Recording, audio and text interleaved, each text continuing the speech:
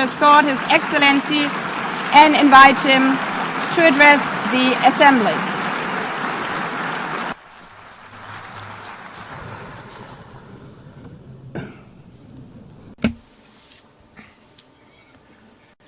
Madam President of the General Assembly, Annalena Baerbock, Mr. Secretary General Antonio Guterres, dear heads of state and government, and representatives of the member states gathered here.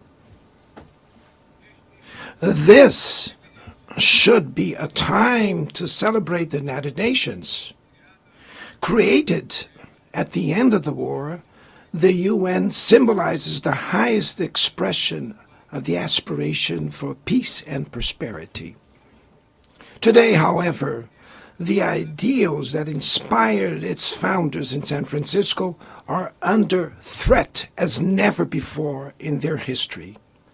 Multilateralism is at a new crossroads.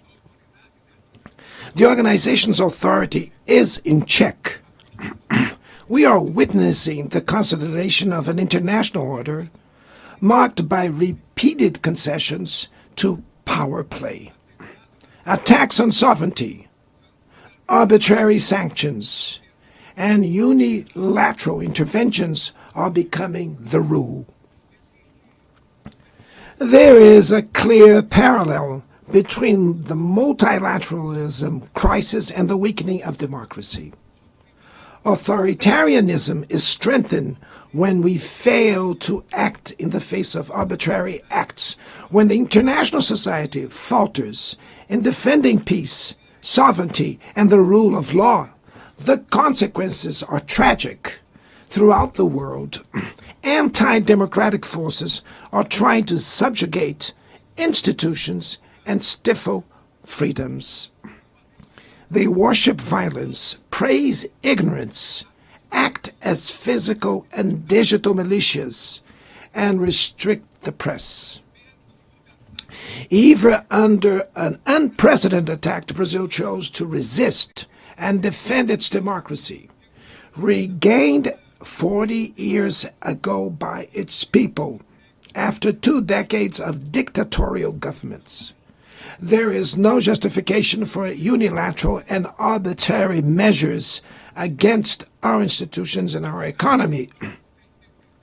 The aggression against the independence of the judiciary branch of power is unacceptable. This interference in domestic affairs is aided by a subservient far right who is nostalgic of past hegemonies. False patriots plan and publicly promote actions against Brazil. Peace cannot be achieved with impunity. A few days ago, and for the first time in 525 years of our history, a former head of state was convicted of attacking the democratic rule of law. He was investigated, indicted, trialed, and held accountable for his actions in a meticulous process. He has the right to defend himself was secured, a prerogative that dictatorships deny to their victims. Before the eyes of the world, Brazil sent a message to all aspiring autocrats and those who support them. Our democracy, our sovereignty are non-negotiable.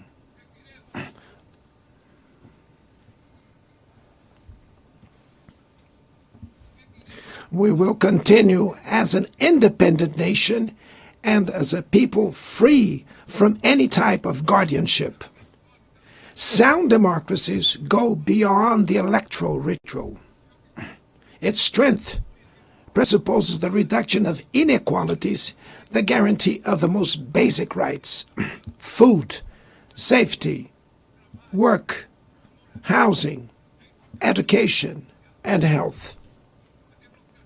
Democracy fails when women earn less than men or die at the hands of partners and family members. It loses when it closes its doors and blames migrants for the world's ills. Poverty is as much an enemy of democracy as extremism. Therefore, we were proud to receive confirmation from FAO that Brazil has once again left the hunger map in this year, 2025. But in the world, there are still 670 million hungry people, and about 2.3 billion face food insecurity. The only war of which everyone can emerge victorious is the one we wage against hunger and poverty. This is the goal of the global alliance we launched at the G20 and which has the support of 103 countries. The international community needs to revise its priorities, reduce arms spending, and increase development aid. Relieve the service of the foreign debt of the poorest countries, above all African nations, and set minimum global tax standards so that the super rich pay more taxes than workers. Democracy is also measured by the ability to protect families in the childhood. Digital platforms offer possibilities for us to come together in ways we never imagined. But they have been used for sowing intolerance, misogyny, xenophobia, and misinformation. The internet cannot be a land of lawlessness. It's up to governments to protect the most vulnerable. Regulating does not mean restraining freedom of expression. It's about ensuring that what is already illegal in the real world is treated the way in the virtual environment. Attacks on regulation serve to cover up hidden interests and provide shelter for crimes such as fraud, human trafficking, pedophilia, and attacks against democracy. The Brazilian parliament was right to rush to address this issue. Last week, I proudly enacted one of the world's most advanced laws for the protection of children and adolescents in the digital environment. Also, we sent draft bills to the National Congress to foster competition in digital markets and to encourage the installation of sustainable data centers.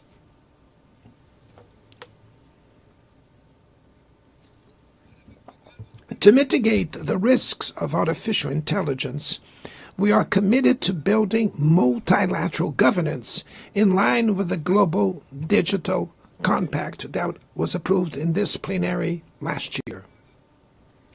Ladies and gentlemen, Your Excellencies, in Latin America and the Caribbean, we are experiencing a time of growing polarization and instability. Maintaining the region as a zone of peace is and was our priority. We are a continent free of weapons of mass destruction, without ethnic or religious conflicts. The comparison between crime and terrorism is worrying. The most effective way to combat drug trafficking is to cooperate to suppress money laundering and limit arms trade. Using lethal force in situations that do not constitute armed conflict is tantamount to executing people without trial.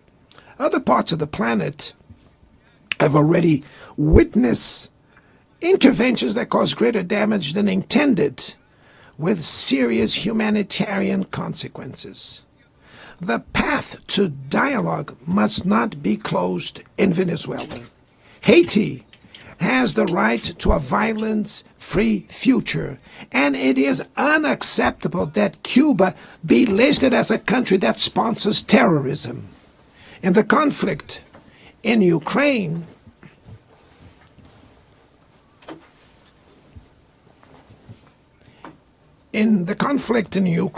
we all already know that there will be no military solution. The recent meeting in Alaska raised hopes for a negotiated way out. It's necessary to pave the way for a realistic solution. This implies taking into account the legitimate security concerns of all parties. The African Initiative and the Friends for Peace group created by China and Brazil can help promote dialogue and a diplomatic solution. No situation is more emblematic of the disproportionate and illegal use of force than the one occurring in Palestine. The terrorist attacks perpetrated by Hamas are indefensible from any angle, but nothing, absolutely nothing, justifies the ongoing genocide in Gaza. There, under tons of rubble, are buried tens of thousands of innocent women and children. There, we can see that international humanitarian law and the myth of ethical exceptionalism of the West are also being buried there. This massacre would not have happened without the complicity of those who could have prevented it. In Gaza, hunger is used as a weapon of war, and the forced displacement of populations goes on unpunished. I express my admirations to the Jews who, inside and outside Israel, oppose this collective punishment. The Palestinian people are at risk of disappearing. They will only survive with an independent state integrated to the international community. This is the solution defended by more than 150 UN members, reaffirmed yesterday here in this very plenary, but bared by a single veto. It is regrettable that President Mahmoud Abbas was prevented by the host country of occupying the Palestinian bench at this historical moment.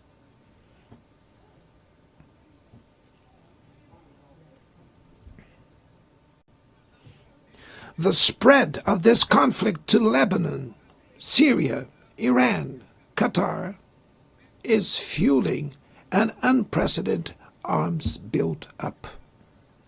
Madam President, bombs and nuclear weapons will not protect us from the climate crisis. The year of 24 was the warmest already registered. COP30 in the city of Belém, Brazil, will the cope of truth.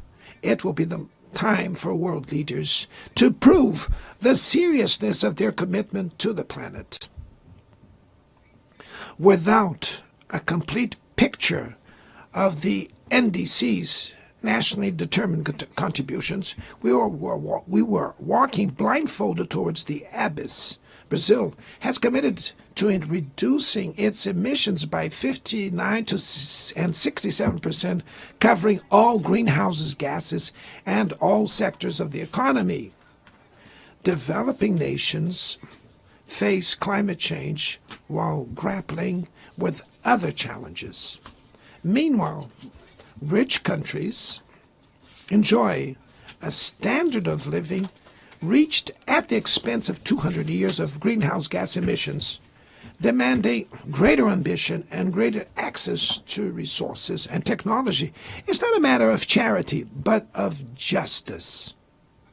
The race for critical minerals essential for energy transition cannot reproduce the predatory and asymmetrical logic that has characterized recent centuries. In Belém City, the world will learn about the reality of the Amazon. Brazil has already reduced deforestation by half in the region in the last 2 years. Eradicating it requires ensuring decent living conditions for its millions of inhabitants. Promoting sustainable development is the objective of the Tropical Forest Forever facility, which Brazil intends to launch to compensate countries that keep their forests standing. But the time has come to move from the negotiation phase to the implementation stage. The world owes a lot to the regime created by the Climate Convention. Climate change needs to be brought to the heart of the UN so that it gets the attention it deserves. A council linked to the General Assembly with the power and legitimacy to monitor commitments, provide coherence to climate action. This is a fundamental step towards a broader reform of the organization, which would also include an expanded Security Council in the 2 member categories. Few areas have worsened as much as the multilateral trading system.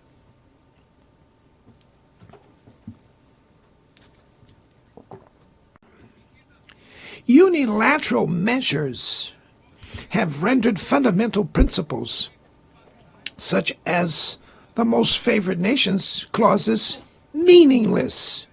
They have disrupted value chains and threw the global economy into a pernicious spiral of high prices and stagnation. It is urgent to refound the WTO based on modern and flexible foundations. Your Excellencies, ladies and gentlemen, this year, the world lost 2 exceptional public figures. Former Uruguayan President Pepe Mujica and our dear Pope Francis, both embodied the best humanist values like no other. Their lives were intertwined with the 8 decades of the UN's existence. If they were still among us, they would use this platform to remember that authoritarianism, environmental degradation, and inequality are not relentless, that the only ones defeated are those who stand idly by, resignate, and that we can defeat the false prophets and oligarchs who exploit fear and monetize hate, and that tomorrow is made of daily choices, and it takes courage to act to transform it. In the future that Brazil envisions, there is no room for the reenactment of ideological rivalries or spheres of influence. Confrontation is not inevitable. We need leaders with clear visions who understand that the international order is not a zero-sum game. The 21st century will be increasingly multipolar. For it to remain peaceful, it cannot fall to multilateral. Brazil is giving increasing importance to the European Union, the African Union, ASEAN, CELAC, BRICS, and the G20. The voice of the Global South must be heard. The UN has today almost 4 times more members than the 51 who were at its foundation. Our historic mission is to make it once again a barrier of hope and a promoter of equality, peace, sustainable development, diversity, and tolerance. May God bless us all. And thank you very much.